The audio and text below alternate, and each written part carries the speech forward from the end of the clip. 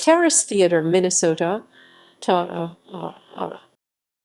Terrace Theatre was located at 3508 France Avenue North in Robbinsdale, Minnesota. Upon its opening on May 23, 1951, the Terrace received critical acclaim for its bold architectural lines and extensive patron services. The 1299-seat theater, designed in the mid-century modern style by the Minneapolis architectural firm of Liebenberg and Kaplan L&K for movie exhibitors Sidney and William Volk. It changed hands in 1980 and again in 1987, when it was remodeled from a single-screen auditorium into 3 screens by dividing the balcony. The last movie was screened in 1999, and the theater remained boarded up for 17 years before it was demolished in the fall of 2016 to be replaced by a Hy-Vee grocery store. According to architectural historian Larry Millett, the Terrace was among the finest movie theaters of its time in the United States. Despite efforts to preserve the theater, place it on the National Register of Historic Places, and restore it as a multi-use facility, the Robbinsdale City Council approved demolition in August 2016 and issued a permit in September. A lawsuit had been filed to prevent demolition, but the theater was demolished before the case was heard in court. Design. The theater was instantly acclaimed as a masterpiece of mid-century design upon opening. L&K designed notable residential and commercial buildings, but the firm came to specialize in movie theaters, designing the plans for construction and or remodeling of more than 200 theaters in the upper Midwest, including Minnesota, Iowa, Wisconsin, and North and South Dakota. Most homes of this period were not air-conditioned, so the theater's year-round cooling system, devised using 52-degree well water, was a summertime draw. Inside the auditorium, the 26-foot screen was covered by a velvet curtain and fronted by a semicircular stage with carpeted steps between square stone planters. An innovative soundproofing material called Celotex, made of sugar cane waste and casein glue, originally used by L&K in their design of Temple, is real in Minneapolis and then at their first atmospheric theater, the Granada in Minneapolis, contributed to its excellent acoustics. The auditorium featured sloped seating in the front portion and stepped stadium seating in the rear. The same design can be seen in other L&K theaters, including the Riverview Theater, which continues to operate as a successful movie house today. Site. The luxurious theater was built as the first phase of a 10-acre site design. The plans called for the theater to be the corner anchor, with a future addition of a shopping mall and public swimming pool, but the idea never came to fruition. In 1980, a modern strip mall with a Rainbow Foods store was added on the east side of the site along Bottineau Boulevard, then West Broadway, but it was not built according to the original L&K design. The 135,000-square-foot Terrace Mall struggled to keep tenants, and the grocery store closed in 2013. Located 2 blocks north of North Memorial Medical Center and adjacent to an outpatient clinic, formerly a Montgomery Ward's store, the mall was torn down in 2017 following the demolition of the theater. The mall property and the block where the theater stood were purchased by Inland Development Partners in the spring of 2017. Construction. Materials chosen for the exterior included red and buff brick, stone, glass block windows, colored glass windows, and a metal canopy. A sign tower of brick, set off with backlit glass, was topped with the theater's name in bold capital letters. The primary entrance to the building was located at the northeast corner of the north facade. The interior gathering spaces were highly finished, with every detail planned by Liebenberg and Kaplan and the Volk brothers. While most of the interior finishes, fixtures, and furniture had been removed prior to demolition, widely published historic photographs and extensive project files held at the University of Minnesota's Northwest Architectural Archives have captured the unique character of the Terrace.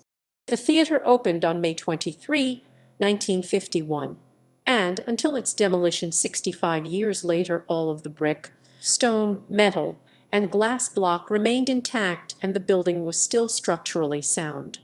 According to Preservation Design Works, it was likely that the building's historic colored glass windows were also extant under the layer of plywood at the interior and exterior.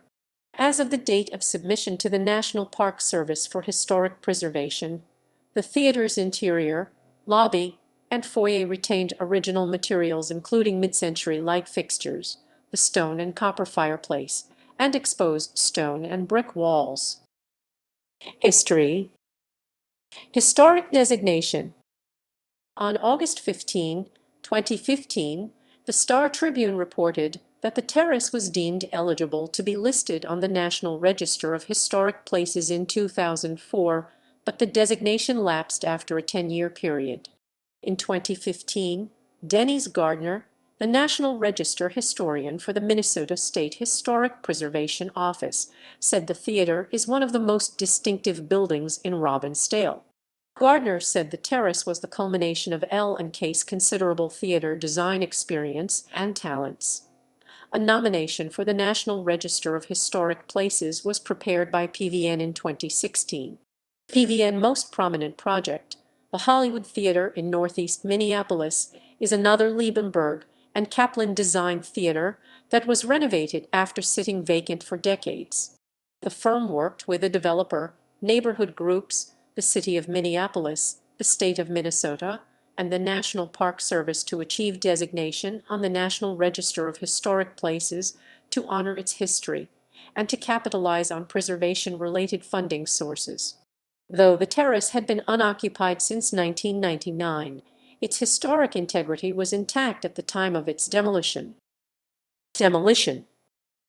In July 2016, the Robbinsdale Economic Development Authority voted to demolish the theater at the request of a developer to make way for a Hy-Vee grocery store.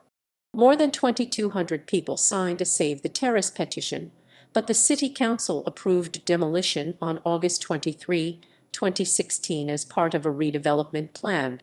The proposal became a flashpoint among community residents. Some asserted that the theater had become an eyesore and that the city needed a grocery store and the economic benefits it would bring. Others, however, contended that the theater should be preserved for its historical significance and restored to its full potential, and that a grocery store could be built on the site without demolishing the theater. A citizens group launched an internet petition against Hy-Vee and filed a suit with Hennepin County District Court on August 23 requesting that the demolition be halted.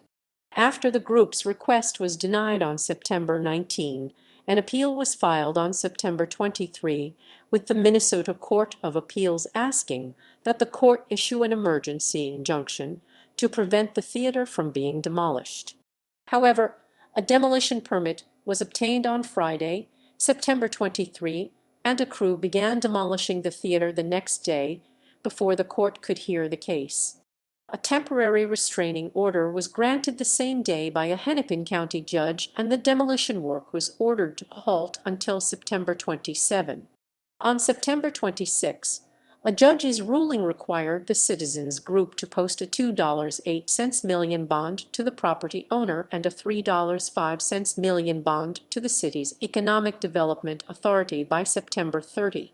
The Preservation Alliance of Minnesota, serving as the fiscal sponsor for the citizens group that filed the suit, noted that bond requirements are not unusual in preservation lawsuits, but the largest we had heard of was around $150,000. $6.03 million is excessive and unprecedented, and it flies directly in the face.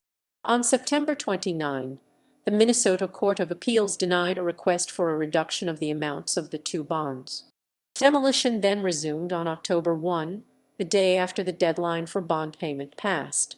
The reinforced concrete and steel frame structure withstood more than a month of demolition work.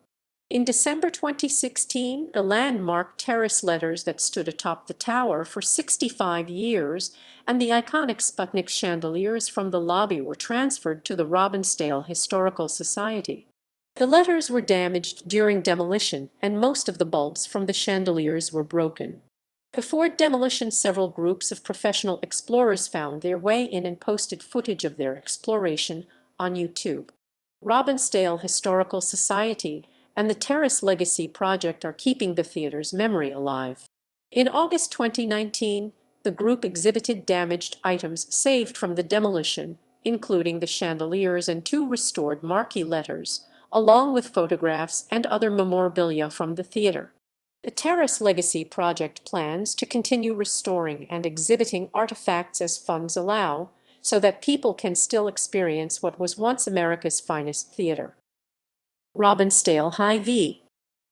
2 years after the Terrace demolition began, the Hy-Vee grocery store opened on September 18, 2018, becoming the first grocery store within the city limits since the 2013 closure of Rainbow Foods in the Terrace Mall.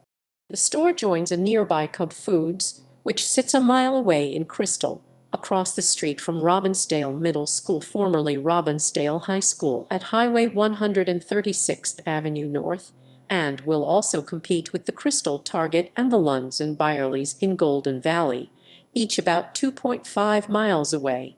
The Twin Cities' first Hy-Vee is located 3.5 miles away in New Hope. When it opened, the Robbinsdale location became the 9th Hy-Vee built in the Twin Cities metro area since 2015. Originally planned to be similar in size to other Twin Cities Hy-Vee locations, which range from 91,000 to 101,000 square feet, the Robbinsdale store is slightly smaller at 86,500 feet. Hy-Vee CEO Randy Etdecker had stated in November 2017 that the Iowa-based company was reevaluating the size of its stores, expecting to focus on buildings ranging from 12,000 to 50,000 square feet. The Robbinsdale store was built at a lower grade than the theater and faces Bottineau Boulevard, Highway 81. A new stoplight was installed to allow entrance to Hy-Vee's parking lot and gas station directly from the highway.